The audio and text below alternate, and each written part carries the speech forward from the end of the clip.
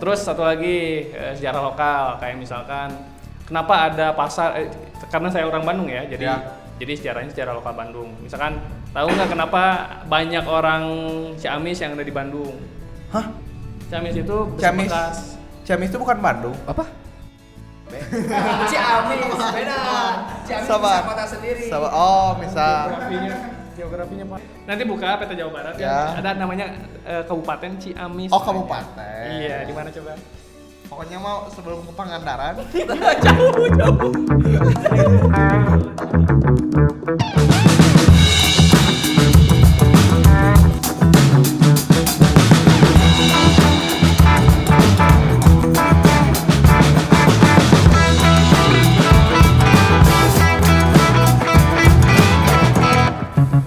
Selamat datang di Forecast di segmen Oga. Obrolan guru gaul. Ready to go, sikat.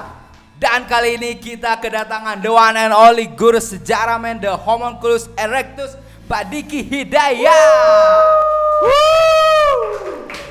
Cukup perdana dan spesial ya Bapak yang satu ini. Jadi episode ogah pertama di SMK 4 Bandung. Terima kasih juga Pak telah menyempatkan waktunya untuk hadir ke podcast kami yang sangat Mantap. minimalis seperti ini. Oh iya jelas. Jangan Di disebutin, sela-sela malu kita, malu. di sela-sela ngajar yang padat Di sela-sela. dan pikiran lainnya. Oke. Kita mau ngapain sih Kal? Hari ini Kal? Jadi di hari ini kita tuh bakal berbincang-bincang, Bincang-bincang. bertanya-tanya mengenai bagaimana seorang guru sejarah menjalani kehidupan sebagai guru. Saya nggak ditanya kabar dulu nih, apa gimana? gitu? Iya mau ini sabar. Mau. Ada waktunya. Ada. Siap. Yang mana? Iya. Pura-pura gak tahu ya nanti Siap, kalau ditanya. siap. Iya. Pak Diki gimana kabarnya? Alhamdulillah. Alhamdulillah ya. Kurang baik. Kurang baik? Baik. Cuman alhamdulillah. Ya kalau kelelahan semua orang juga kelelahan lah. Kenapa Mas? Kameramen. Mas kenapa Mas? Kameramen itu sendiri. Pak dari mana Pak ini Pak? Dari mana tadi? Kenapa ke sini? Iya. Kenapa kita Sebelum Wah, ini. Kenapa Bapak terlihat kecapean aja pas? Iya. Oh iya, ini saya tidur jam 3 pagi tadi pagi itu. Aduh, Gadang banget. Nggak begadang. begadang. Ngapain tuh Pak? Nonton One Piece. Ya, Mas kenapa ketawa Mas? Wah, mengganggu syuting ini Mas. Aduh, ampun. Saya ada kerjaan di luar, kebetulan alhamdulillah lagi ada project. Jadi dikerjakannya setelah saya pulang sekolah gitu. Sampai biasanya dari asar biasanya ada ini dulu tuh, ada brainstorming tuh. Brainstorming sampai jam isya tuh. Sampai isya. Itu biasanya menghasilkan omong kosong biasanya itu. Baru biasanya. Karena kita kebetulan tim kami itu tim di project ya. Iya, tim di project. Itu mentalnya bada isya semua. Bada isya, ya. Jadi bisa produktif kalau udah isya gitu. Gitu. Ya, Jadi saya kecapean gitu. Ya semua orang juga kecapean lah, tapi gak spesial lah itu mah. Biasa aja gitu. Ini mukanya ganggu, bisa diusir gak Mas? Gitu Mas. Oh ya, terus gini nih Pak. Bapak tuh kan guru dan ini tuh obrolan guru gaul. Kita breakdown dulu dari hidup Bapak. Tarik sejarah. Tarik sejarah, guru gaul teh apa yang kayak gimana? Saya mau merasa gaul. Iya, nanti Yang asik banget. ada di konklusi. Oh, ada konklusi. Oh, siap. Wih, keren. Sabar, guys. Bohong guys. Jangan di skip. Ada. Kita breakdown dulu ya siap. dari Breakdown. ya, apa yang menjadi dasar mengapa Bapak perlu jadi guru? Ya, alasan. Alasan. Kenapa awalnya Bapak pengen jadi guru, terutama guru sejarah lagi Pak? Enggak, saya mau jadi guru tuh. Asli seriusan. Awalnya nggak jadi mau? guru saya. Karena setelah lulus kuliah pun nggak jadi langsung jadi guru saya. Iya benar. Bapak kuliah jurusan apa? Saya lulusan sejarah. Cuman memang nggak langsung jadi guru gitu. Saya di swasta dulu berapa tahun? Jadi waktu masih kuliah pun saya kerja tuh. 2016 berarti sampai 2019, 2020 malah. Nah 2020 Covid, perusahaan saya kolaps karena hubungannya sama luar negeri. Gitu. Tiba-tiba ada rekan saya yang di sini ngajar, Bu Ina, kalian nggak akan tahu. Iya. Nge-WA kalau nggak salah dia. Mau ngajar nggak? Karena kebetulan saya baru resign. Iya. Supaya nambah-nambah. Awalnya ya emang kebutuhan finansial aja. Ya sudah boleh lah, karena memang waktu itu kan cari kerja susah banget gitu. Waktu Covid tuh, orang untuk bertahan di pekerjaannya aja susah, apalagi yang cari kerja baru gitu. Nah, ini ada kerja, boleh gitu. Karena awalnya itu. Ya, karena kondisi pada saat waktu itu pun That's right. menurunnya, apalagi dari segi ekonomi ya Pak. Anda, risetnya bagus ini. Iya. Itu semua orang juga tahu sih sebenarnya. Iya, gimana Bang? Iya, dikemas. Iya, bagus. Pengemasan. Iya, bagus. Iya, betul. Packaging. Betul. Tapi kenapa Bapak milih jurusan sejarah, Pak? Kan kalau biasanya kalau yang sejarah itu langsung kayak buat ngajar sejarah khusus betul, gitu. Betul. Awalnya saya suka buku, biasanya buku novel biasanya. Dulu Lord of the Ring, tahu nggak? Kalian nonton nggak Lord of the Ring? Belum nonton. Belum. Sekarang nggak nonton. Tahu The Hobbit, ceritanya? The Hobbit. Mirip tuh. The Hobbit. Enggak. Dia tahu dia. Dia tahu dia. Seriesnya ada, tahu nggak? Yang apa sih Rings itu ya? Ring of Power. Ya, Ring of itu. Power. Enggak baik. Enggak gaul. Maaf. Itu bukan sejarah, itu fiksi. Cuman apa namanya? Kebanyakan kan diambil. Ya, itu kan senjatanya mitologi gitu. Ini yang berkaitan dengan mitologi apa ya? Ilmu ternyata nyangkut itu biasanya sama sejarah gitu. Ternyata baca sejarah, keren ternyata. Yang bukan fiksi itu. Yang asli. Yang aslinya keren, terus nonton. Pokoknya dari film aja. Kayak film Troy. Oh ya. Apa yang mana coba? Tahu. Iya. Troy enggak tahu tuh. Mas tahu enggak Troy, Mas? Enggak tahu. Jar tahu Troy, film Troy? Achilles, tahu nggak Achilles? Iya Achilles. Iya yang Romawi. Iya dia Sparta dia. Iya Sparta. Ya dia melawan Yunani Yunani itu kan selalu bentroknya itu zaman dulu itu sama Balkan itu Jazirah Balkan tuh. Bentroknya itu sama ya pokoknya ada lah. Nah itu konflik antara itu sampai sekarang sebenarnya sentimennya masih ada. Kalau itu mah saya dari game Pak. Apa game apa? Assassin's Creed. Oh iya. Terus coba teman-teman itu relate. Itu sebetulnya kan dari Islam pun ada. Gitu. Oh iya. Ada sejarah Islam ya tertarik. Kan sejarah Islam.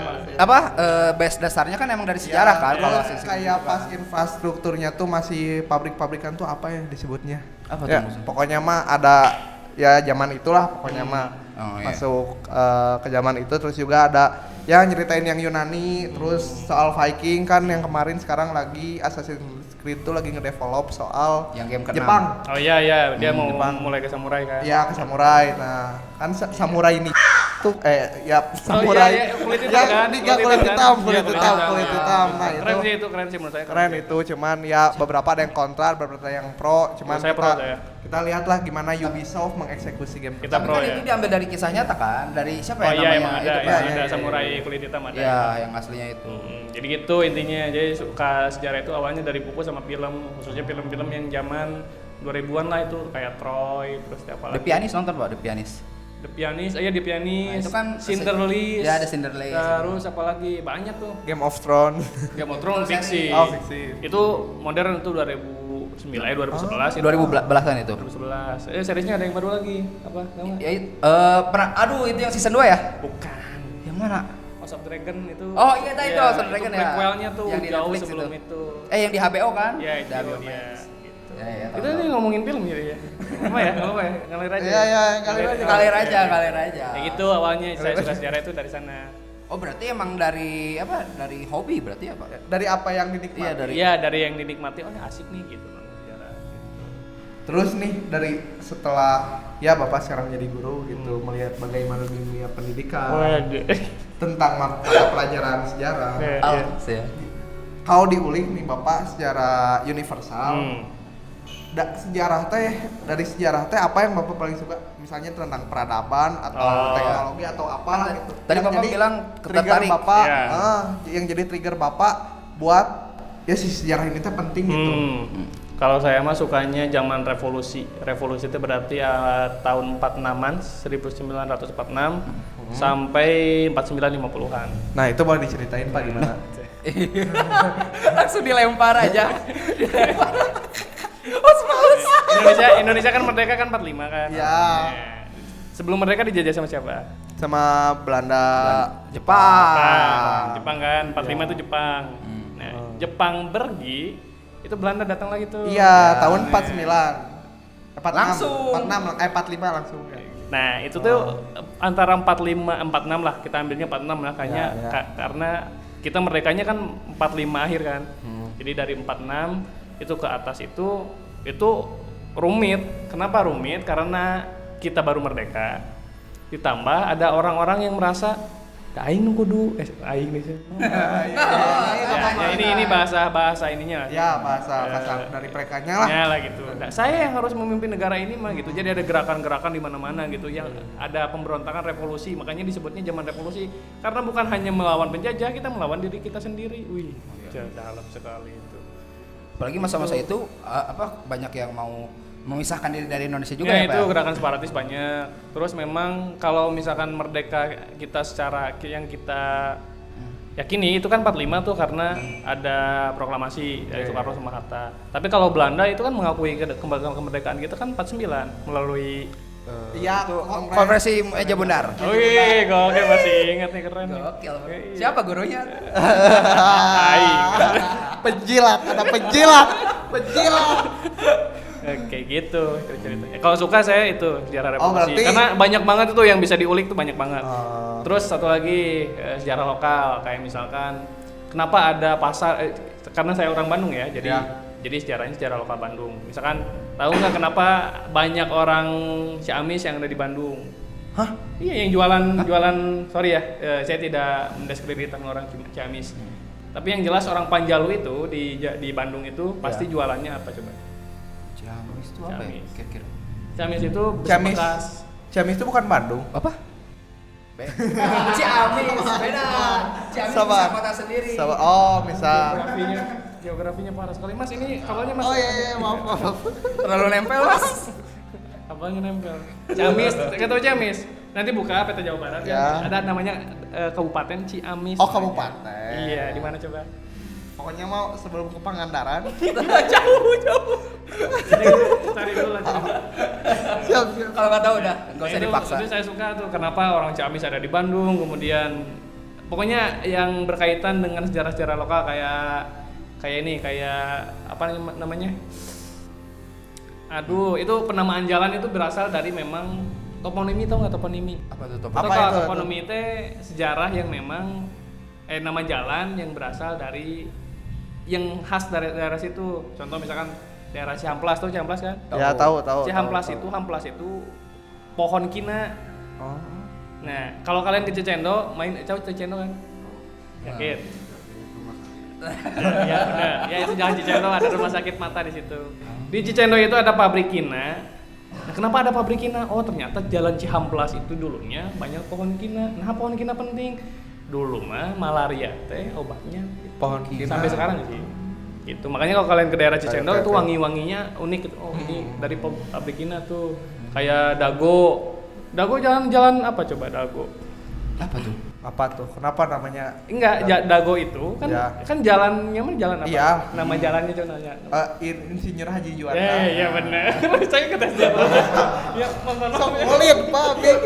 Iya, tapi disebutnya Dago kan? Iya, kenapa tuh? Kenapa? Waktu itu saya ceritain, ingat nggak? Oh. Iya, jadi zaman dulu orang yang mau jualan sayur dari daerah Lembang itu ke pusat kota, ke daerah, kalau sekarang daerah Jalan Merdeka atau daerah itu tuh balai kota. Nah, mau ke sana jualan itu sepi banget tempat situ. Ditambah ada banyak hewan buas di sana. Jadi harimau. Terus ada badak banyak. Badak cukup agresif. Jadi harus menunggu di sana, nungguan batur, ngadagoan. Kira lah ngadagoan lah. Jadi sambil nunggu teh dia sambil mau jalan teh ke bawah dia harus nunggu, harus ngadagoan batur. Dago. Kata dago. Itu mah sejarah toponimi yang orang Bandung pasti tahu lah. Itu mah. Baru tahu saya. Wah, Jujur saya baru tahu tuh. iya. Anda lahir di mana? Di Kopo. Bandung. Masih Bandung. Kopo identik dengan mindset. Saya wajar gak tahu. Dari Kolot. Tapi Pak, Lanjut siapa? tapi berarti kan Bapak tadi awal ulang lagi kan dari awal tuh diajak sama Bu Rina.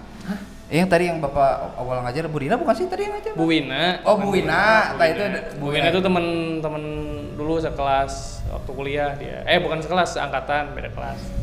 Berarti Bapak sekolah pertama itu SMK 4 ya berarti?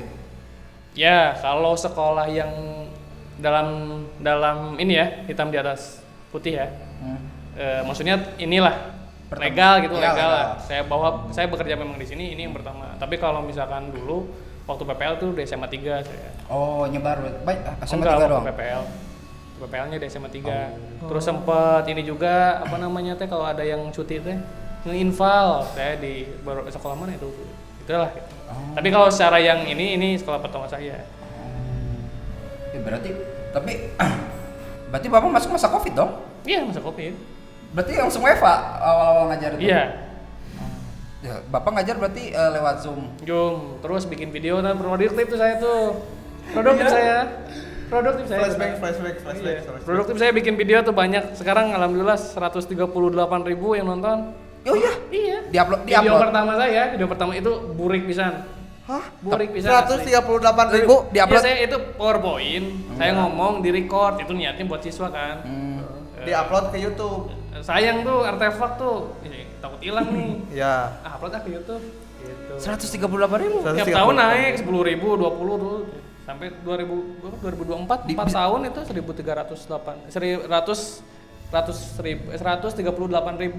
Judulnya apa? Untuk video yang itu. Konsep dasar sejarah. Channel Bapak sendiri itu. Channel saya. Nah, itu video pertamanya itu. Tapi yang sisanya bawah 10.000, 15.000 gitu doang. Aktif dong itu AdSense, Pak. Enggak, belum. Bapak Enggak, nah AdSense-nya tuh aneh. AdSense-nya tuh Gimana? Jadi kan harus 1.000 subscriber sama 4.000 tayang. Ya, 4.000 jam tayang. kan. Jadi udah 3.700 sekian, sempat naik ke 3.800, turun lagi ke 7. Jadi memang harus konsisten. Harus konsisten, enggak bisa. Iya. Enggak bisa Bapak stop itu berarti ya. Udah ada peluang buat jadi konten kreator. Iya. Lumayan Pak itu. Kalau digeluti. Lumayan 4.000 jam tayang itu kan. Lumayan. Ngejarnya Ya lumayan. lumayan sih itu. Cuma susah itu 1.000 subscriber aja 3 tahun itu. 3 tahun. Ya, saya nggak mau follow subscribe nggak mau saya. Ya udah kalau yang mau subscribe silakan, kalau mau nonton silakan. Kalau enggak yang enggak usah juga enggak apa-apa. Soalnya banyak yang lebih bagus daripada itu gitu loh. Itu mah hanya meramaikan lah. Gitu. Meramaikan skena. Nice. Oke nih Pak, kalau diulik lagi nih ya. Karena kan ibaratnya mah semakin banyak gen-gen aneh sekarang. Semakin banyak Transisinya aneh lah. Kenapa milenial? Oh iya. dari Gen Z, terus Gen apa Alpha sekarang? Nah, kan itu ibarat nama bibit-bibit kita lah, menuju Indonesia emas. Gimana sih atau sejarah apa sih yang bisa sekiranya nge-influence mereka bahwa mereka tuh bisa punya rasa pride atau bangga lah gitu jadi orang Indonesia teh.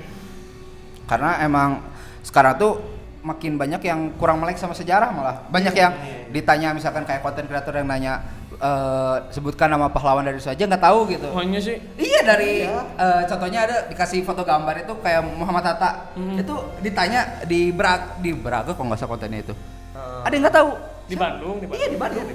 Ada yang ditanya. Apa Muhammad Hatta? Kayak ini apa sih sebutan kontennya tuh yang experience Social experience itu. Ya, gitu. Nanya Eksperimen.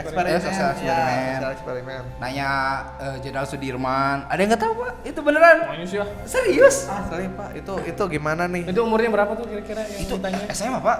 SMA ada, SMP ada. Ini mah kita melihat dari kacamata ya dari apa yang kita suka obrolin misalnya di lingkungan rumah ataupun dari apa yang kita lihat di sosial media pada kurang peka gitu dengan apa yang namanya sejarah itu. Agak saran buat ya teman-teman yang nonton untuk ya supaya bangga lah gitu bahwa sebagai rakyat Indonesia kita punya sejarah yang seperti apa. Ini PR ini jawabannya ya sih. Kudu gitu guys ini. Yeah. Aduh, ada kutipan bagus ya. Gimana? Siapa ya ngutipnya? Lupa lagi saya. Ya, sebutkan. Dicarilah ya. Ya, Jadi intinya setiap orang itu lahir untuk zamannya sendiri. Jadi kalau misalkan Anda punya anak, didiklah dia dengan sesuai zamannya. Oh, iya, agar benar. dia siap menghadapi zamannya sendiri. Wih, keren tuh. Nice. Itu dalam sejarah itu Z-case namanya. Z-case itu jiwa zaman. Tepuk tangan Baraya. Quote of the day from Padiki. Nah, iya di saya. Sejarah men. Bukan dari saya itu, bukan. Saya ngutip itu. Cuman saya lupa lagi siapa tokohnya gitu. Kayaknya tokoh muslim deh kayaknya itu. Berarti itu maksud kita tuh kita nggak bisa memaksakan anak itu sesuai zaman kita. Iya. Saya makanya kalau misalkan di Instagram tuh yang paling rame tuh ya, Gen Z tuh yang sering diserang tuh. Ada istilah baru sekarang, milenial, antara milenial sama Gen Z. Biasanya tuh lahir antara 90 sampai 2000. Si milenialnya. Enggak, ya si milenialnya. Itu disebutnya zilenial sekarang. Zilenial. Kalau di sini berarti saya zilenial. Bu Nurul, Ipe, Bu Alis, banyak loh. Nah itu zilenial disebutnya. Jadi ngobrol sama milenial masuk, sama Gen Z masuk gitu. Tapi sejauh yang saya rasakan, project tuh banyaknya sama Gen Z tuh 2 orang tim saya tuh Gen Z itu asik-asik. Maksudnya teh asal gayanya sesuai, enak aja kerja. Enak aja flow. Kan ada istilah kan Gen Z gak bisa kerja sekarang. Ya, tidak kuat tekanan. Gitu. Katanya disebut generasi strawberry. 2 hari kerja langsung pengen gini. Gitu. Nah coba disebut disebut generasi strawberry apa kenapa coba? Karena katanya lembek lah mentalnya itu. Iya di luar estetis gitu cantik gitu. Tapi di gitu sedikit. Di itu malah lebur aja. Gitu. Karena mungkin pada akhirnya yang mempengaruhi juga kayak faktor pendidikan dari orang tuanya. Apalagi media sosial juga kan. Apalagi dari dirinya karena faktor bisa dari lingkungan, tadi dari orang tua, dari juga sosial media yang kita lihat kan itu bisa mempengaruhi pola pikir kita juga gitu. Saya nggak mau komentar gitu ya, maaf ya. Ya itu kompleks banget lah kalau zaman itu kompleks banget lah. Tapi itu salah satu analisisnya benar. Iya. Tapi saya nggak mau ngomong. Tapi saya aman kan? Aman insya Allah. Aman. Gitu. Tapi saya mah ini sih masuk menit 20 katanya Mas. Bagus. Tapi kalau ngobrol enak memang sama milenial yang seumuran kayak tahu nggak Pak Ilham, guru RPL. Oh tahu. Ya. Itu jokesnya masuk. Kadang-kadang saya ngejokes ke Gen Z apa sih ini? Itu kadang-kadang di kelasnya juga gitu tuh. Ya harus sadar lah. Udah bapak-bapak jokes bapak-bapak. Dipaksa ke anak muda.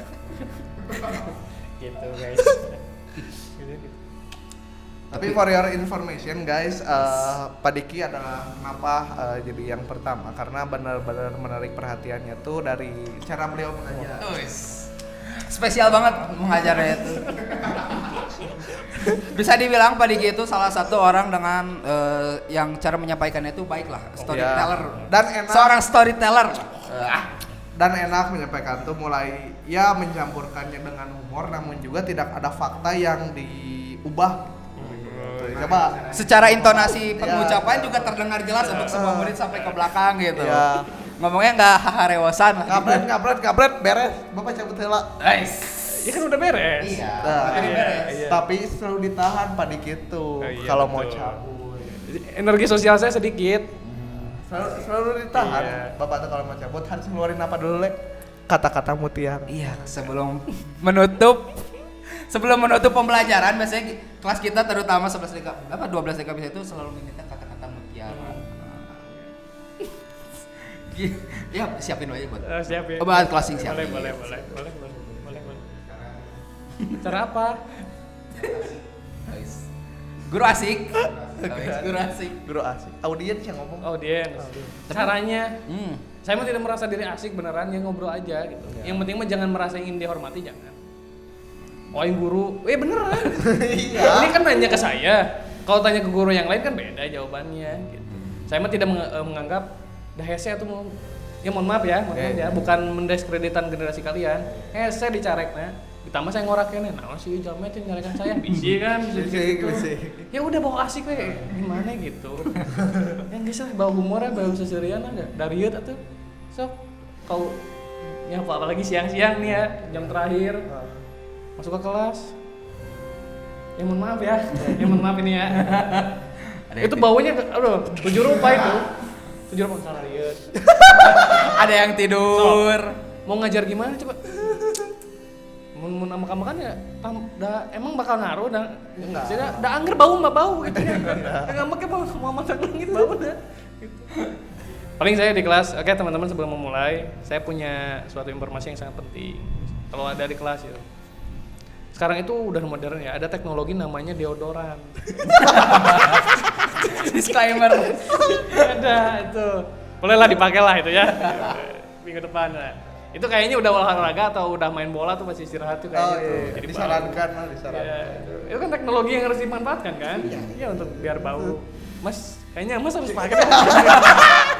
Bercanda. Gitu. Tapi Pak, aku pengen nanya di pertanyaan terakhir. Dari aku khusus dari hati. Apa nih?